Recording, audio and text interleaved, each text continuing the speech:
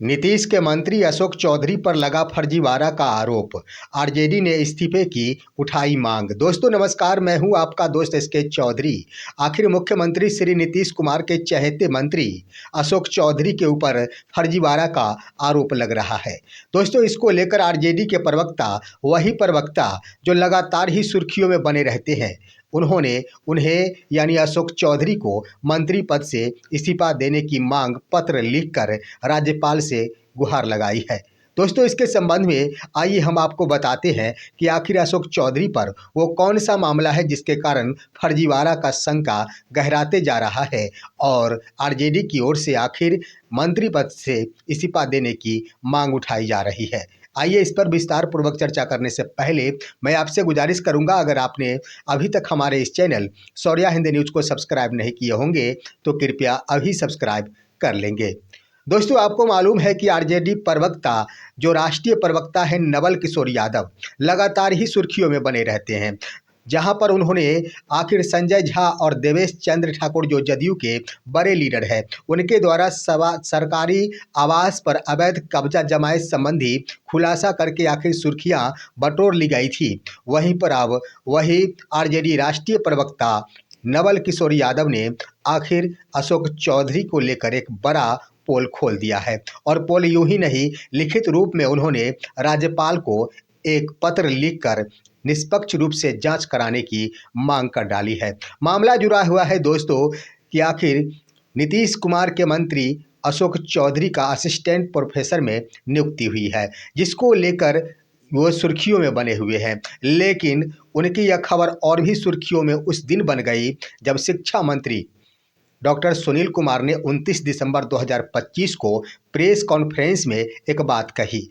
जब मीडिया के द्वारा अशोक चौधरी की नियुक्ति के संबंध में पूछा गया तो उन्होंने कह दिया कि उनके कागजात में कुछ त्रुटि है, इसलिए उनका नाम पाटलिपुत्र विश्वविद्यालय में नहीं भेजा गया है। दरअसल दोस्तों मामला क्या है और इन तमाम मामलों का खुलासा आखिर आरजेडी प्रवक्ता के स्तर से राज्यपाल को दिए गए पत्र में किया गया है। दोस्तों मैं बता देना चाहूँगा कि वर्ष 2020 में राज्य विश्वविद्यालय सेवा आयोग के स्तर से असिस्टेंट प्रोफेसरों की नियुक्ति निकाली गई थी और उसके तहत 17 जून से लेकर 22 जून 2025 तक असिस्टेंट प्रोफेसर के जितने भी आवेदक थे उन सभी का इंटरव्यू हुआ था और इसके क्रम में इंटरव्यू के क्रम में कुल 274 अभ्यर्थियों का अंतिम रूप से परिणाम जारी किया गया था, जो 24 जून 2025 को जारी किया गया था।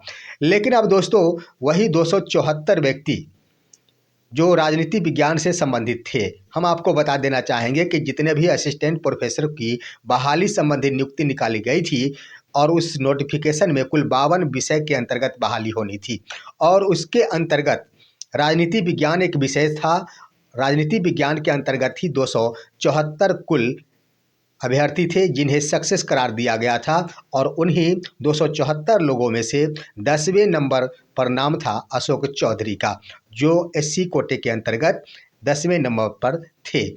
उसके बाद दोस्तों हुआ यूँ कि दिसंबर 2025 यानी 15 दिसंबर 2025 को आखिर शिक्षा विभाग के स्तर से तमाम जो भी विश्वविद्यालय जिनके लिए अलॉट किया गया उनकी सूची भेजी गई, जिसके क्रम में वैसे 19 अभ्यर्थी थे जिन्हें कि पाटलिपुत्र विश्वविद्यालय आवंटित किया गया था। उसी के अंतर्गत उन्हें असिस्टेंट प्रोफेसर के रूप में योगदान लेना था और 19 अभ्यर्थी जो राजनीति विज्ञान के अंतर्गत पाटलिपुत्र विश्वविद्यालय में जाने वाले थे, शिक्षा विभाग के स्तर से उनमें से मात्र 18 अभ्यर्थियों की सूची भेजी गई और सिर्फ एक व्यक्ति अशोक चौधरी थे, उनका नाम शिक्षा विभाग ने राज्य विश्वविद्यालय आयोग के तरफ से यानी पाटलिपुत्र विश्वविद्यालय के पास नहीं भेजा।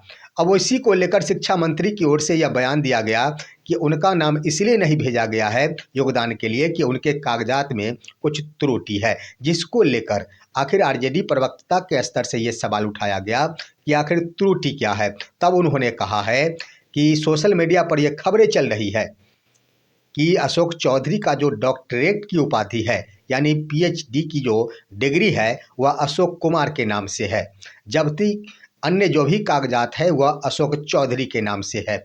अब उन्होंने कहा कि आखिर जो डॉक्टरेट की उपाधि प्राप्त व्यक्ति है उनसे यह गलती कैसे हो सकती। तमाम डिग्रियां अशोक चौधरी के नाम से है और पीएचईडी यानी शोध प्रबंध की जो डिग्री है शोध प्रबंधन की वह अशोक कुमार के नाम से है। तो आखिर ये गलती कैसे हो गई। आखिर वो व्यक्ति जो तमाम डिग्रियां हासिल की अशोक चौधरी के नाम से और वही डिग्री जिसके आधार पर आखिर असिस्टेंट प्रोफेसर में नियुक्ति हुई है उसमें अशोक कुमार है, ऐसा क्यों।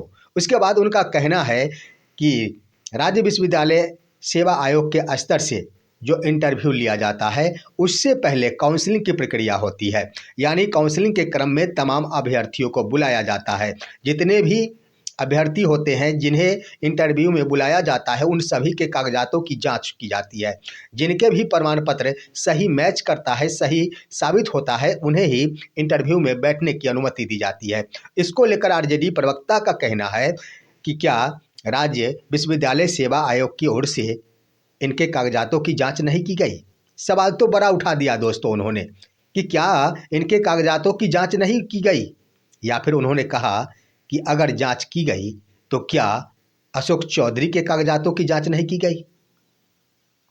सही सवाल कहा गया कि अगर विश्वविद्यालय सेवा आयोग के द्वारा राज्य विश्वविद्यालय सेवा आयोग के द्वारा साक्षात्कार में बैठने से पहले अभ्यर्थियों के कागजातों की जांच नहीं की गई है क्या। सवाल तो बड़ा है। उसके बाद कहा गया कि क्या की गई, अगर किया गया है तो अशोक चौधरी के कागजातों की जांच नहीं की गई है क्या। उसके बाद कह दिया गया कि अगर आयोग को यह मालूम है कि उनके सारे के सारे कागजात सही है, सारे के सारे कागजात सही है, तो आखिर शिक्षा विभाग ने उनके नाम की सूची पाटलिपुत्र विश्वविद्यालय को क्यों नहीं भेजी। यानी तीन तरह से सवाल उठा दिया गया दोस्तों। राज्य विश्वविद्यालय सेवा आयोग के ऊपर यह आशंका जाहिर की गई आरजेडी प्रवक्ता की ओर से कि लगता है कि साक्षात्कार से पहले किसी की काउंसलिंग ही नहीं की गई, या फिर अगर किसी सबकी काउंसलिंग की गई तो अशोक चौधरी के कागजातों की जांच नहीं की गई। और उनका कहना यह है कि या तो जानबूझकर राज्य विश्वविद्यालय सेवा आयोग के स्तर से इनके फर्जी कागजात होने के बाद भी इनको सफल घोषित कर दिया गया और उसके बाद असिस्टेंट प्रोफेसर के रूप में इन्हें योगदान हेतु शिक्षा विभाग की सूची में नाम अंकित कर दिया गया। अब दोस्तों इसको लेकर ये सवाल उठ गया है और मामला गहराता जा रहा है। आरजेडी प्रवक्ता का कहना है कि इसको लेकर जांच होनी चाहिए और राज्यपाल से उन्होंने विनती की है कि जांच की प्रक्रिया अपनाई जाए। खास तौर पर अशोक चौधरी के जितने भी कागजात है, डॉक्यूमेंट है, सर्टिफिकेट है, उसकी जांच की जाए। उन्होंने कहा कि ऐसी तो बात तो नहीं हो सकती कि किसी और की वो शोध प्रबंधन की डिग्री का गलत उपयोग किया जा रहा है। यानी उनका कहना है कि ऐसी बात तो नहीं कि अशोक चौधरी किसी और से डिग्री ले लिए, किसी और के अशोक कुमार जो व्यक्ति है उनकी वो डिग्री है और उसके आधार पर ये असिस्टेंट प्रोफेसर बनने जा रहे। उन्होंने कहा कि इसकी निष्पक्ष जांच के लिए जरूरी है कि अशोक चौधरी को मंत्रालय पद से रिजाइन करना होगा।